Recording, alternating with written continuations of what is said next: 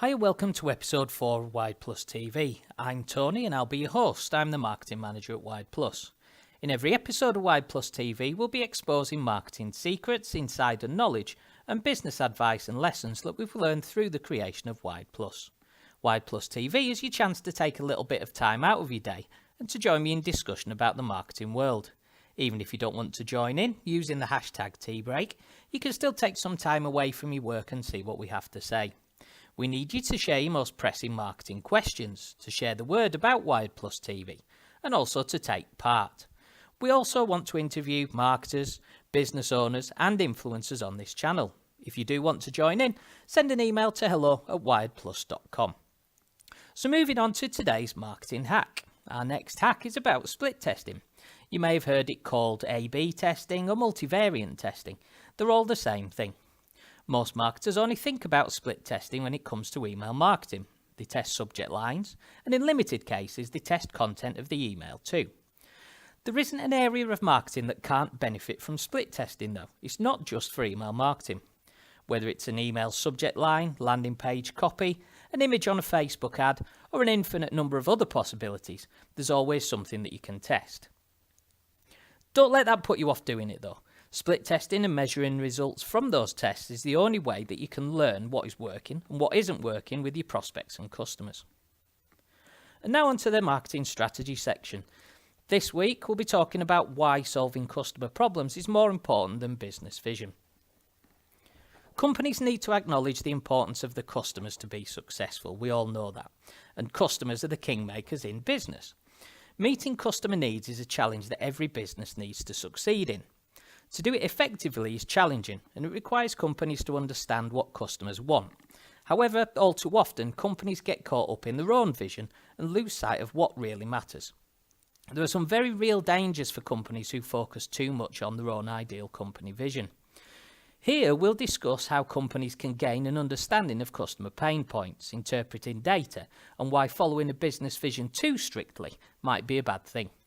Along the way, we discuss how we've taken a customer-centric approach when developing the Wide Plus platform. So you'll see why addressing your customer needs is your biggest challenge.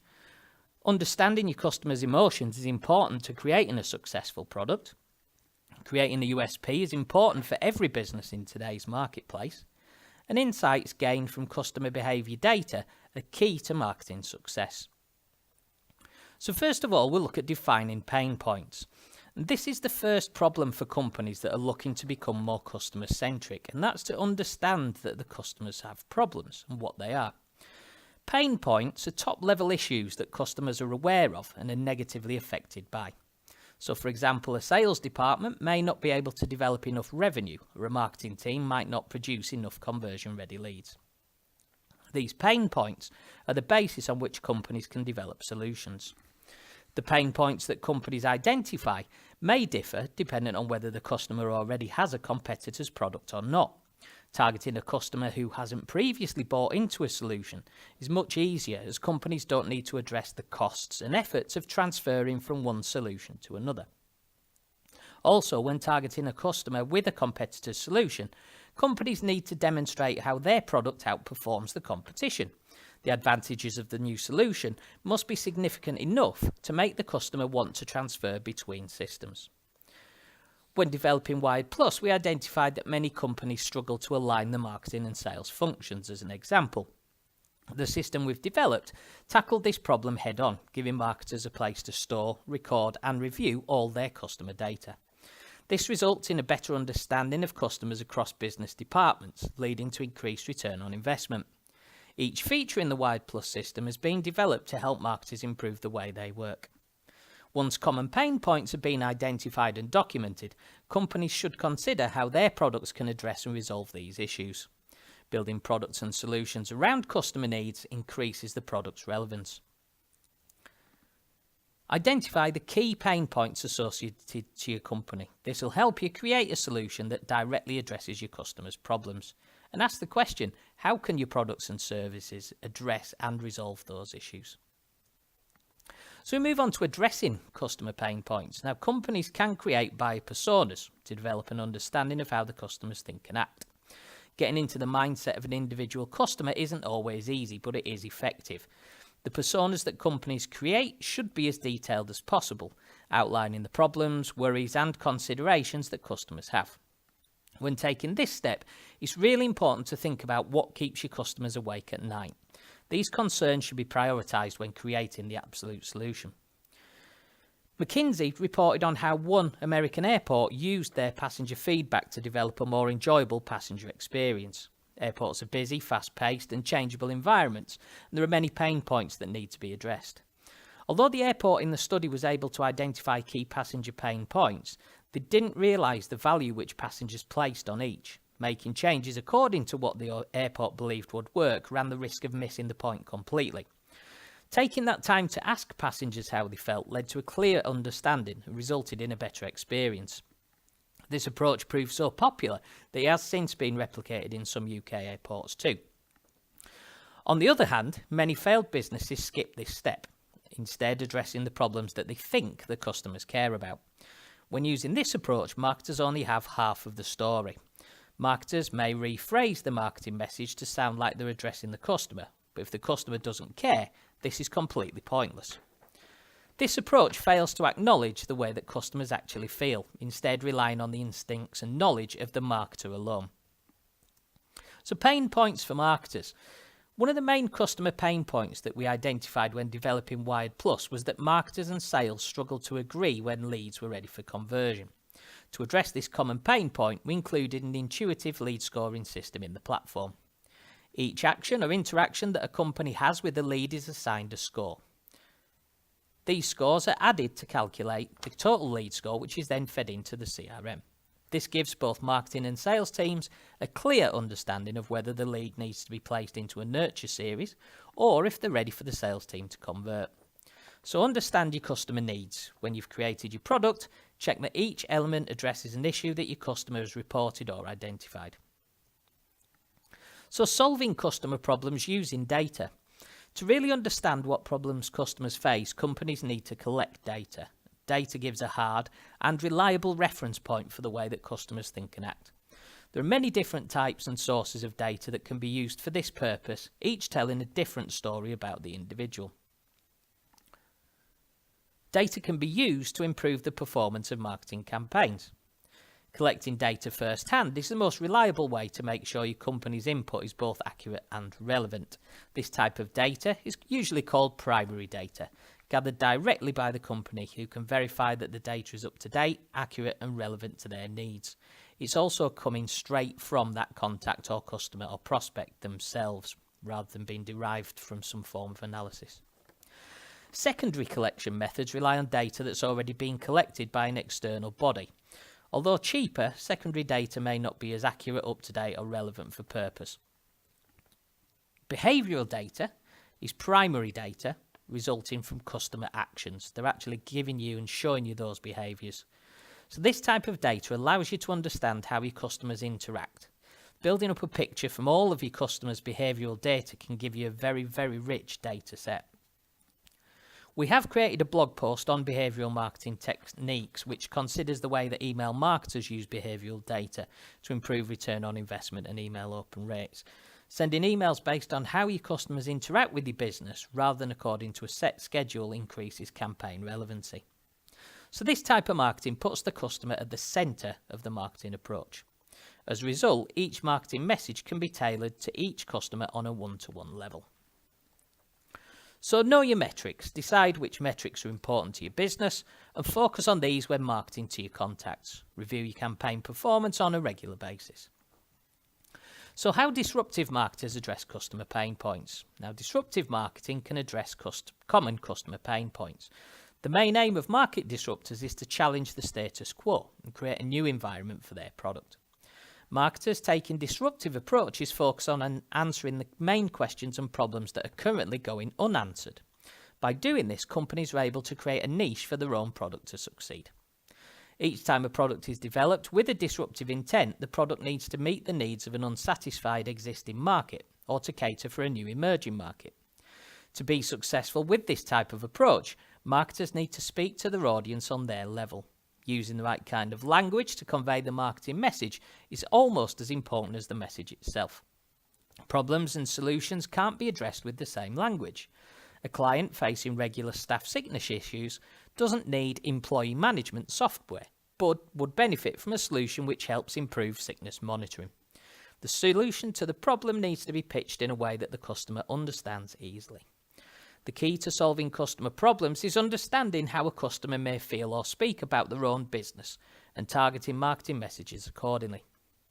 Disrupting the market not only relies on creating the right product, marketers need to convey the benefit of doing something differently. As conventional solutions to a problem are likely to be in existence, the new disruptive solution needs to stand out as doing something different. So check your copy. Make sure that you're speaking to customers on their terms, in the tone they use, and using language choices that they make. Know the challenges, map out the current customer journey, and hone in on the problems that your customers or clients really struggle with. This will help you refine your product to create something that customers will really value. So why focusing on the business vision is a bad idea, as we mentioned a little earlier. Now, companies who ignore the customers and plough on according to their own ideas greatly run the risk of failing. Ignoring customer data means that companies are relying purely on luck to succeed. Worse still, companies who act without considering the customers may make the customer's situation worse. Companies who operate in this way often act according to what they would like for themselves rather than thinking more widely about the customer base. Focusing too intently on a strict business vision also means that companies are likely to miss out on new emerging opportunities. While it may be time and resource consuming to change approach, this is key if a business is to remain relevant and popular. Failing to adapt to a changing business environment will lead to companies slipping behind the competitors too. Even though a product may meet the needs of a customer when it's first developed, it may need to be updated or evolved to remain competitive in the marketplace. Customers have more choice than ever before, and the internet makes it easy to find alternatives. If your business fails to deliver what the customer wants, they'll simply move elsewhere. It's as simple as that. This results in loss of income, reputation for your company, and the rest rolls on. So review your vision. Regularly look at that vision to make sure that you're staying relevant in your chosen industry, and be prepared to change direction or adapt your offering to cater for changing customer needs. That being said, having a vision is still important. So although we believe that the customer is more important than ultimately aiming at the goals of the business, having that vision is still vital, and it should be closely tied to the problems that your customers are facing. Knowing what direction your company's moving in gives you that purpose and a sense of identity as well. An article by Achieve It explored the need for employees to know the company's mission statements, and according to the article, as many as 70% of company employees surveyed didn't know their own company's mission statement. So, the company mission statement. Employees need to be aware of it, but few actually are, as we've just mentioned. However, creating the mission statement and leaving it to collect dust on the shelf is just as bad. Mission statements and the company visions should be continually updated to reflect changes in the market and customer feedback too. Companies might need to react to customer feedback to stay relevant and up to date. Having a vision gives a company a blueprint for success. The act of creating and adhering to a vision and mission statement gives a company an identity that can be used to stand out in the marketplace. Taking a unique approach in a particular industry makes companies stand out, and that increases their authenticity. We've recently evolved the Wired Plus platform to become a full marketing CRM. Although we originally decided to develop an email marketing system, the added functionality of a CRM solution inspired us to create something bigger and more ambitious. Our vision is to create a comprehensive in-house marketing system that combines our desire to give customers the tools they need to be successful. So engage your team. Make sure your team know what you're hoping to achieve and they're aware of the approach they need to take. So creating a USP. Every company needs a USP or unique selling point to market their product or service successfully. This is the reason why a customer or client might want to use your services over and above those of your competition. The USP should be the main benefit the customer can expect. A generic benefit, such as we offer better service, isn't likely to be enough to convince customers, as they can quickly assess themselves and access company reviews online. Every company aspires to offer a better product or service, but what does that really mean? To create an effective USP, companies need to show a specific and tangible benefit of using their product. At Wide Plus, we considered how marketers used existing software options when we decided upon our USP. When we created the CRM, we were determined to make it as easy as possible for customers to connect each aspect of the marketing. There's often a disconnect between customer data and the way it's handled by companies and the decisions that come about as a result of actually using or not using that data. So as a result of that, we decided to make our account management and training services provide customers with a level of support that's unrivaled across the CRM marketplace too. So give value. Create a USP that gives value to the customer. It should elevate your product above the competition, influencing that buyer's decision.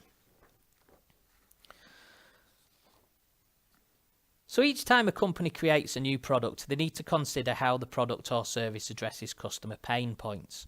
By directly addressing customers' needs in the product design and creation stage, companies can predict how customers will react. However, over time, these needs and requirements are likely to change. To continually meet and exceed customer expectations, companies now need to stay one step ahead of their customers. Whilst having goals and ambitions is important to create a successful business, the ability to adapt to and address customer pain points is absolutely essential. Companies that adapt to a changing marketplace are more successful in the long term than those who stick strictly to their original messaging. So next time you create a marketing campaign, remember to directly address the customer and their main problems, show how your company has a unique offering, and stay up to date with any changes in your marketplace and adapt your message accordingly. So finally, an update on our influencer outreach program that we mentioned last week and what a result we've had so far. 3 influencers from the first 10 that we approached have already come back to us with some amazing advice. 2 of the 10, unfortunately, were too busy to send us any advice, but did reply to let us know that and to wish us luck with our campaign as well. Now, Ted Rubin sent us a video reply to our questions. This was an amazingly kind gesture, as he is a busy man, but still managed to take the time to create a video for us. If you're watching this, Ted, thank you so much. We'll be sharing all of this advice that we've received and future replies from the influencers over on the Wide Plus Journey series. So sign up to receive updates on that Wide Plus Journey using the link on screen. We found out through this influencer process and the influencer outreach process that influencers are only human like the rest of us. They aren't people to be frightened of when considering approaching them for help and advice. One of the main lessons that we've learned is that they've become influencers by building networks around them and connecting people and ideas. And this is the way that the Y Plus platform helps you to stand out from your competition too. By connecting the information with your contacts and your teams, it enables you to make better marketing decisions and get better results as a result of that. We will keep you updated on the influencer program and our next set of influencers that we're going to approach on the Wide Plus Journey too. So don't forget to subscribe to that so you don't miss out. And also don't forget to subscribe to the Wide Plus TV channel so you don't miss out as well. So that's it for today's show. As we mentioned before, we are offering a free trial of Wide Plus to Wide Plus TV viewers. So use the link on screen or go to the bit.ly link that you can see there as well. So in the next episode, we'll be talking about e-commerce strategy. We'll be talking about a helpful Twitter hack and much more. So subscribe to our channel now, as I mentioned, to make sure that you don't miss that next episode. Thanks for joining me today. I hope you can join me again next time. Until then, happy marketing. Bye for now.